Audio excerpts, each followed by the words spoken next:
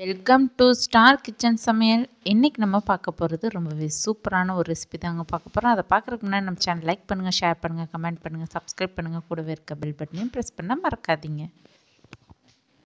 இன்றைக்கி நம்ம பார்க்கக்கூடிய ரெசிபி பார்த்திங்கன்னா ரொம்பவே சூப்பரான ஒரு ஸ்வீட் ரெசிபி தாங்க பார்க்க போகிறோம். பப்பாளியை வச்சு நம்ம பப்பாளி ஹல்வா செய்ய போகிறோம். ரொம்பவே சூப்பரான இந்த ரெசிபியை எப்படி செய்யலான்னு பார்க்கலாம். அதுக்கு தேவையான பொருட்கள் என்னென்னு பார்க்கலாம். இப்போ நம்ம செய்யக்கூடிய இந்த பப்பாளி ஹல்வா பார்த்திங்கன்னா ரொம்பவே சத்து நிறைந்த சுவையான ஒரு அல்வாங்க. இதுக்கு தேவையான பொருட்கள் இதுக்கு பார்த்திங்கன்னா நம்ம பப்பாளியை நீங்கள் பழமாக வேணாவும் யூஸ் பண்ணலாம், இல்லைன்னா காயாக இருந்தாலும் நீங்கள் அதில் நம்ம ஹல்வாவை செய்யலாம். இன்றைக்கி மீடியமாக காயும் இல்லாமல் பழமும் இல்லாமல் மீடியமாக இருக்கிற மாதிரி நான் எடுத்திருக்கேன். பார்த்திங்கன்னா லைட் ஸ்வீட் தான் இருக்கும். இதில் நீங்கள் காயாக இருந்துச்சுனாவும் இதே மாதிரியே நீங்கள் துருவிட்டு செஞ்சிங்கன்னா ரொம்ப செம்மையான டேஸ்ட்டில் இருக்கும். இப்போ பார்த்திங்கன்னா ஒரு பேன் வச்சுக்கலாம். பேனில் ஒரு 2 டேபிள் ஸ்பூன் அளவுக்கு நெய் சேர்த்துக்கோங்க. நெய் சேர்த்ததுக்கப்புறம் நம்ம கிரேட் பண்ணி வச்சுருக்கக்கூடிய பப்பாயாவை இதில் சேர்த்துக்கலாம். நீங்கள் இதை மிக்ஸி ஜாரில் கூட அடித்து செய்யலாம். இருந்தாலும் நீங்கள் கிரேட் பண்ணி செய்யும்போது ரொம்ப சூப்பராக இருக்கும் இதோட டேஸ்ட்டு. இப்போ பார்த்திங்கன்னா இது நல்ல நெய்யில் நல்லா சுருண்டு வரணும். அந்தளவுக்கு நல்லா மிக்ஸ் பண்ணி விட்டுக்கோங்க. நம்ம பப்பாளிலாம் நம்ம எப்போயாச்சும் ஜூஸ் சாப்பிட்றது, அப்படி இல்லைன்னா கட் பண்ணி பீசஸாக சாப்பிடுவோம்.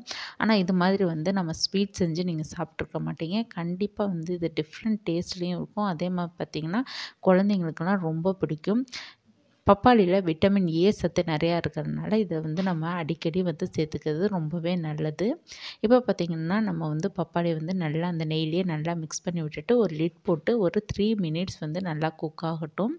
பப்பாளி காய் உடனே நல்லா வெந்துடும். வெந்ததுக்கப்புறம் இதுக்கு நம்ம சுகருக்கு ப்ரௌன் சுகர் ஆட் பண்ணிக்கலாம். நாட்டு சர்க்கரை இதில் ஆட் பண்ணிக்கலாம். முடிஞ்ச அளவுக்கு நீங்கள் வெள்ளை ஜீனியை சேர்க்குறத தவிர்த்துக்கோங்க. இதில் நம்ம நாட்டு சர்க்கரை சேர்க்கும்போது இதோட சத்துக்கள் ரொம்பவே அதிகரிக்கும். இந்த நம்ம செய்யக்கூடிய இந்த பப்பாளி ஹல்வாவை நீங்கள் வாரத்தில் 2 நாள் எடுத்துக்கிட்டிங்க அப்படின்னா ரொம்ப உடம்புக்கும் நல்லது. அதே மாதிரி குழந்தைங்களுக்கு ஸ்வீட்டாக இருக்கிறனால விரும்பியும் சாப்பிடுவாங்க. இப்போ பார்த்திங்கன்னா இந்த நாட்டு சர்க்கரையோடு நல்லா மிக்ஸ் பண்ணி விட்டுருங்க. இதில் நம்ம வேறு எந்த பால் இதெல்லாம் எதுவுமே நம்ம சேர்க்க தேவையில்லை. பப்பாளியும் நாட்டு சர்க்கரையும் மட்டும் இருந்தால் போதுமானது. இதே உங்களுக்கு பழமாக தான் பப்பாளி கிடைக்குது அப்படின்னா நீங்கள் மிக்ஸி ஜாரில் அடித்தும் கூட இதே மெத்தடில் ஃபாலோ பண்ணி நீங்கள் செய்யலாம்.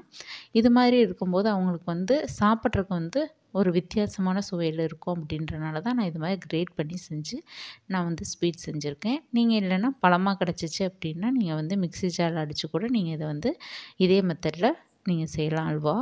இப்போ பார்த்திங்கன்னா நல்லா வெந்து வருது. நம்ம நாட்டு சர்க்கரை சேர்த்துருக்கறனால அதில் இருக்கக்கூடிய ஈரத்தன்மை போகிற அளவுக்கு நல்லா சுருண்டு வர அளவுக்கு ஒரு 10 மினிட்ஸ் நல்லா வேகணும். இப்போ பார்த்திங்கன்னா நல்லா சுருண்டு வந்துடுச்சு. இப்போ பார்த்திங்கன்னா நம்மளுடைய பப்பாளி ஹல்வா ரெடி ஆயிடுச்சு. உங்களுக்கு நட்ஸ் எதுவும் உங்களுக்கு தேவைப்படுது அப்படின்னா நீங்கள் நெய்யில் தாளித்து கூட இது கூட சேர்த்து ஆட் பண்ணி நீங்கள் சர்வ் பண்ணலாம். பார்த்திங்கன்னா நம்மளுடைய பப்பாளி ஹல்வா ரெடி ஆயிடுச்சு. கண்டிப்பாக நீங்கள் இந்த ரெசிபியை செஞ்சு பார்க்கணும். ரொம்பவே சுவையான ரொம்பவே சத்துக்கள் நிறைந்த இந்த பப்பாளி ஹல்வாவை செஞ்சு பார்த்துட்டு உங்கள் ஃபீட்பேக் கமெண்ட்டை சொல்லுங்கள். தேங்க்யூ.